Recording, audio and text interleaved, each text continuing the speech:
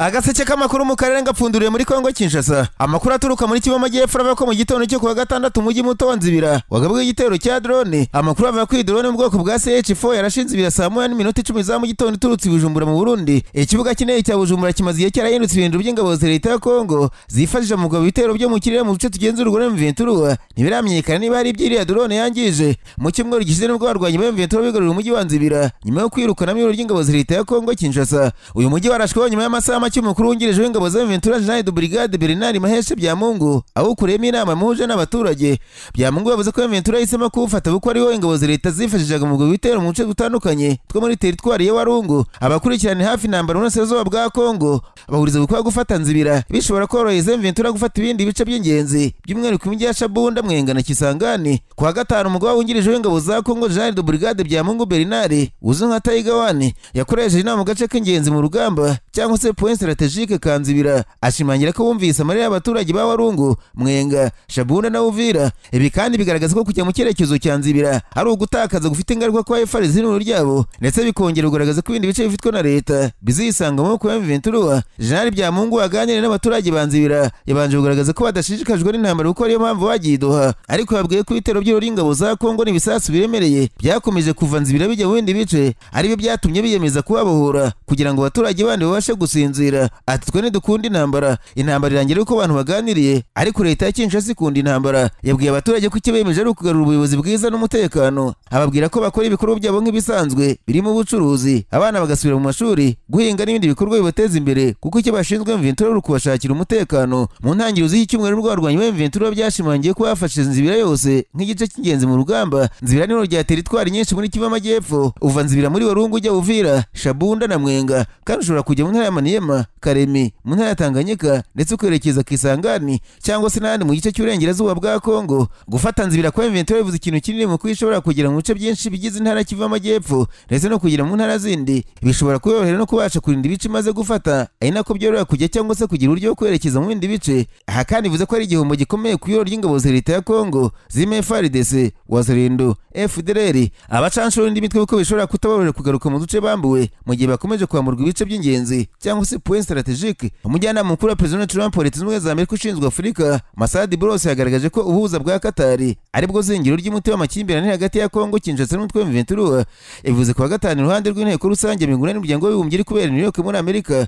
Uyu mutegetsi yavuze ko amahame y'ibanze aganisha guhagarika intambara yasinyiwe i Doha hagati ya M23 na leta ya Kongo muri Nyakanga uyu mwaka ari intambwe ya mbere yatewe. Yavuze kandi ko mu gihe cyose hazaba habayeho ubwumvikane mu biganiro by'imbere biguze M23 na leta ya Kongo, buri kimwe gishobora kugana ku cyiciro cyo gushyira mu bikorwa ibyemeranijwe. Mu ntambwe Bros yagaragaje nk'izimaze guterwa mu biganiro bya Doha harimo ko M23 n'icyiciro baheruka kumvikana gukwererekanya imfungwa bazafashwa na komite mpuzamahanga ya Croix Rouge. Yavuze ko usibye guhana imfungwa, abahuza bari gukora no kuzindi ngamba zirema icyizere, ariko hagendewe gukemura impamvu nziza z'amakimbirane zigaragara mu mahame yasinywe muri Nyakanga. Muri izo mpamvu umujyanama wa President Trump yavuze ko harimo ibibazo by'imiyoborere, kwegereza ubuyobozi abaturage no kwinjiza no kongera gusubiza abarwanyi b'M23 mu ngabo za leta ya Kongo ndetse no mu nzego z'ubuyobozi. Ati natekereza ko ari inzego 9 zo kwibandwaho kandi zimwe muri zo zishobora kuzatwara igihe kinini, zimwe muri zo nanone zishobora gutwara ibyumweru bike. Urugero nk'ibibazo by'imiyoborere, hari ikibazo ku miyoborere, kwegereza ubuyobozi abaturage n'ibindi bintu byinshi byo muri urwo rwego, ariko nanone hari ukwinjiza cyangwa se kongera kwinjiza abarwanyi b'M23 n'abandi bindi mitwe,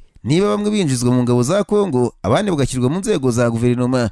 Bros yavuze ko impamvu zimwe muri ziriya ngingo zizatwara igihe ari uko hari zimwe zigomba gushyirwa mu bikorwa hagendewe ku itegeko nshinga rya Kongo Kinshasa. Yunzemo ko nyuma y'imbanziriza amasezerano abahuza bahugiye mu gushaka ko M23 na Kinshasa basinyira amasezerano ya nyuma yo guhagarika intambara. Hanyuma Perezida Cyril Ramaphosa wa Afurika y'Epfo na mugenzi we Emmerson Mnangagwa wa Zimbabwe bari kugerageza kumvisha Perezida wa Kongo Félix Antoine Tshisekedi ngo akure ibirego ubutegetsi bwe bushinja Joseph Kabila Kabange yasimbuye ku butegetsi. Kabila amaze iminsi aburanishwa n'urukiko rukuru rwa gisirikare muri Kongo Kinshasa ku byaha bitandukanye aregwa birimo kugambanira igihugu, iby'intambara no kujya mu mutwe ugambiriye guhirika ubutegetsi. N'ibyaha umugabo yarezwe nyuma y'uko muri Kamena uyu mwaka yavaga mu bihugu bya Zimbabwe na Afurika y'Epfo yari yarahungiye mu myaka 2 ishize akerekeza mu mujyi wa Goma ugenzurwa n'inyeshyamba za M23. Kinshasa imurega kuba atera inkunga uyu mutwe, gusa bakavuga ko ubutegetsi bwayo bwahisemo kumushyiraho ibyaha mu rwego rwo guhisha ibyaha bitandukanye bukora ndetse n'intege nke zabwo. Ikinyamakuru Mail and Guardian cyo muri Afurika y'Epfo kivuga ko ku itariki 29 Kanama Perezida Mnangagwa yakiriye Ramaphosa i Harare, aho Perezida wa Afurika y'Epfo yafunguye imurikabikorwa ku buhinzi. Iruhande rw'iki gikorwa abakuru b'ibihugu byombi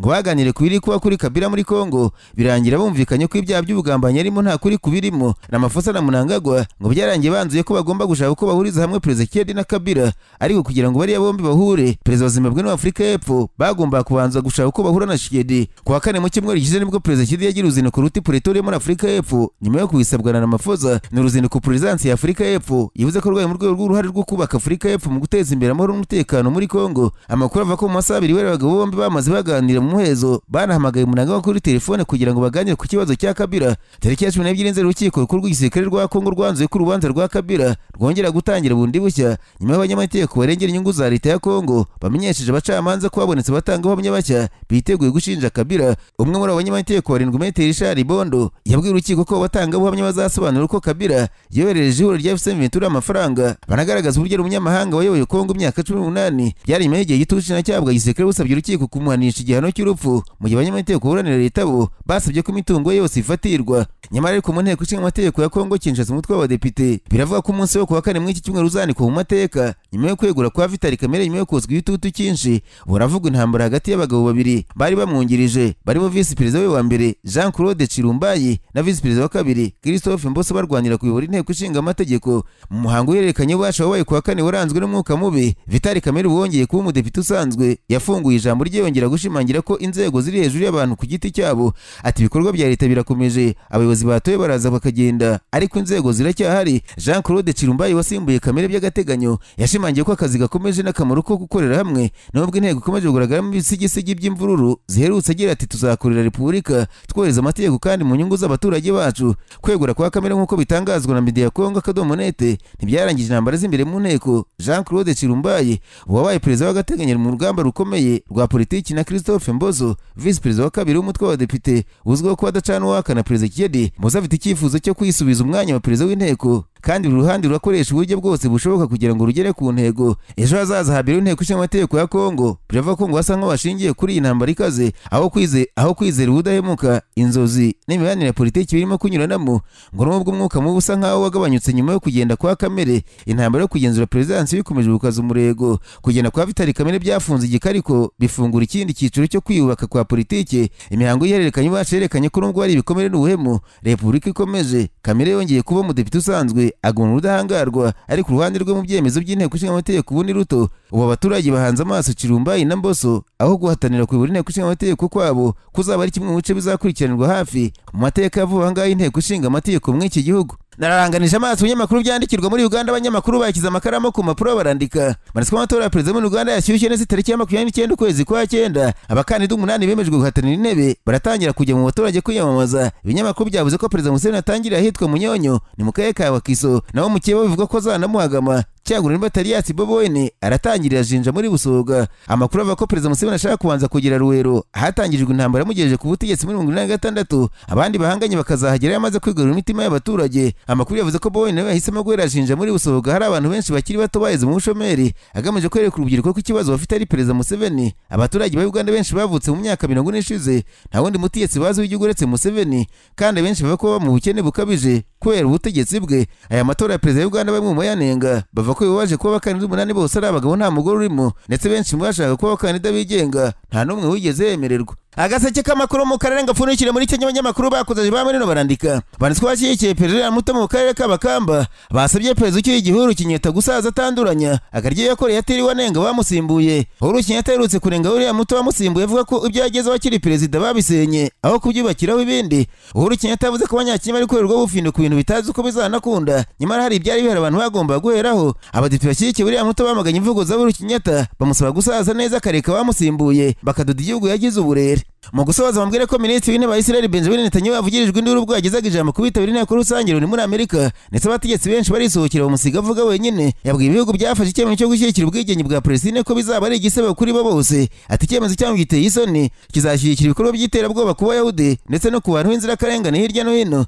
Netanyahu washyiriweho impapuro zo kumuta muri urukiko mpuzamahanga mu ryashinjwe gukora ibyaha by'intambara muri Gaza. Yagize iniro ku bihumbi by'abantu birara mu mihanda bamagana urwo ruzinduko rwo muri uwo mujyi bavuga ko badashyigikiye ibikorwa by'intambara muri Gaza ahamaze bageze ku barenga 65. Ijambo Netanyahu yavugiye muri Loni ryumvikanaga mu ndangururamajwi zashyizwe muri Gaza ndetse no kuri telefoni z'abatuye muri Gaza bose barimo n'abayobozi ba Hamas. Yahaye ubutumwa abanyayisiraheli bafungiye muri Gaza ati ntabwo twabibagiwe habe na gato, ntabwo tuzatuza kugeza tubagaruye mu rugo. Yaboneyeho kandi kuri abayobozi ba Hamas babwira kwemera kumanika amaboko bitabaye ibyo bakicwa. Perezida w'Amerika Donald Trump yavuze ko impande zihanganye mu ntambara iri guhuza Israel na Hamas zishobora kugera ku masezerano yo kuyirangiza mu gihe gito kiri imbere. Uyu mugabo yavuze ko atekereza ko amasezerano yo kurangiza intambara muri Gaza ari hafi, ati birasa nkaho azasinywa mu masezerano. Trump utatanze ibisobanuro birambuye yavuze ko amasezerano ashobora gukorwa binyuze mu kugarura imbohe z'abanyayisiraheli zashimuswe na Hamas.